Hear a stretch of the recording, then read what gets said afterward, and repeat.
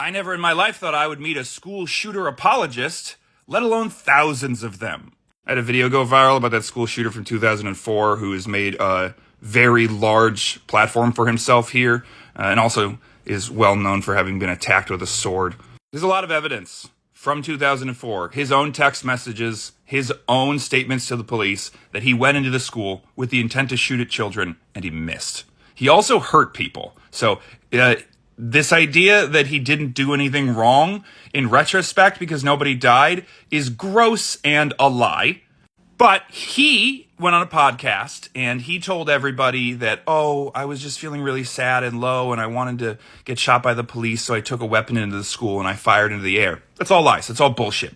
Victims who have been there have counteracted this. His text messages from 2004 have counteracted this. His own statements to the police where he said he felt so low he wanted everyone else to feel that sadness and that he had fantasized about this for months the night that he was caught. All of that goes against this whole, oh, I was just sad and I wanted the police to shoot me. But it's really hard to sell a story where you purposefully go and try to hurt children. So he's built this whole reconciliation, mental health. I'm here to help others not go down the same dark path as me. But he's lying. He's lying about what he did.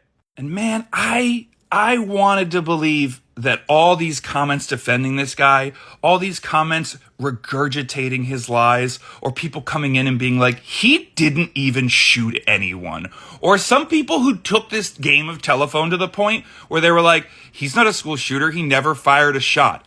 All bullshit. People were shot. They just didn't die because he was bad at it. Thank God. I'm glad that this dude sucks with a weapon.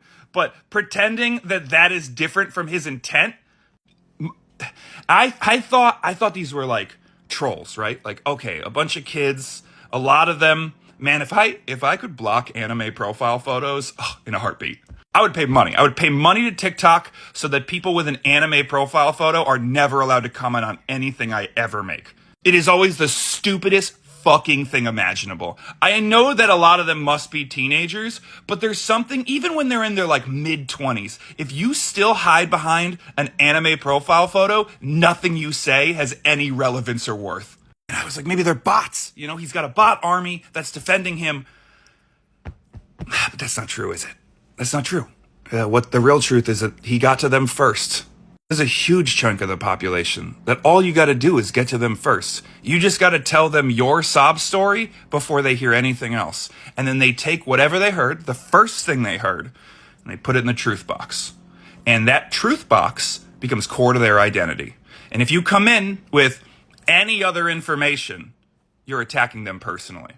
That's the only thing I can think. It's got to be narcissism. These people have glommed onto his story, and they're coming into my comment section and being like, oh, didn't do your research, huh?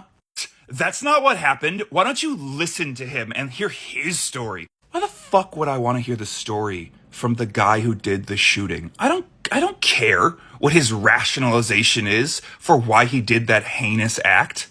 I don't need to look deeply into the mind of every single sick individual throughout history to notice a pattern.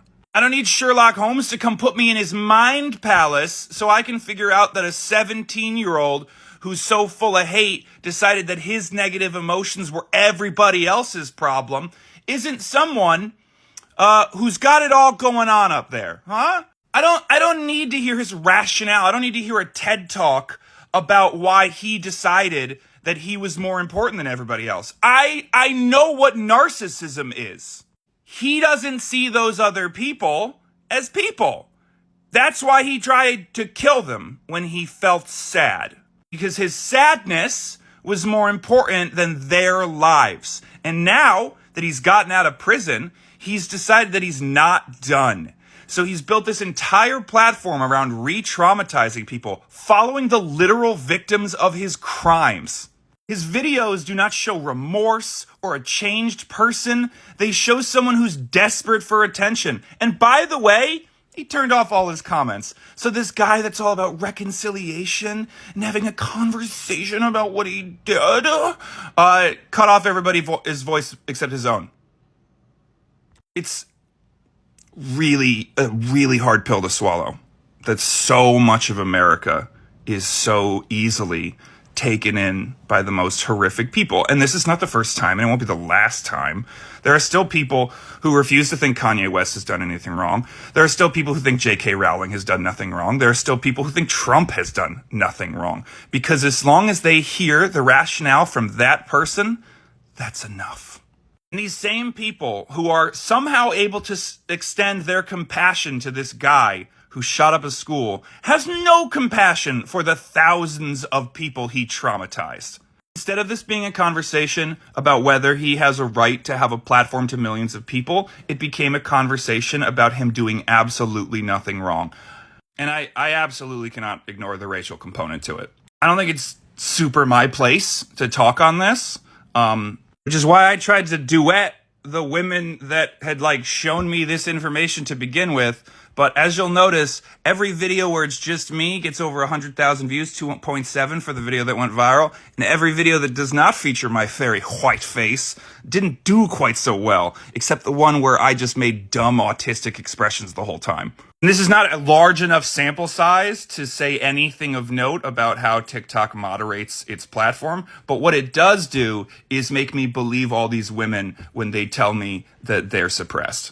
We don't live in a country that believes in reconciliation. We've never believed in that. Leftists have been trying to get people to believe in reconciliation to deaf ears. And now this guy, this is the guy that all these people are like, what happened? I thought he did his time. Isn't that enough? It's gotta be a racial thing, right?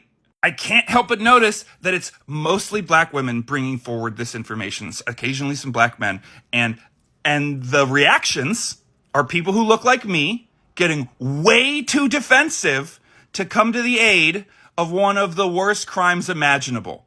And maybe I don't have the prerequisite experience to really unpack that. I don't think I do. But I have enough to notice that pattern. I still remember how people acted when a trans person was the perpetrator.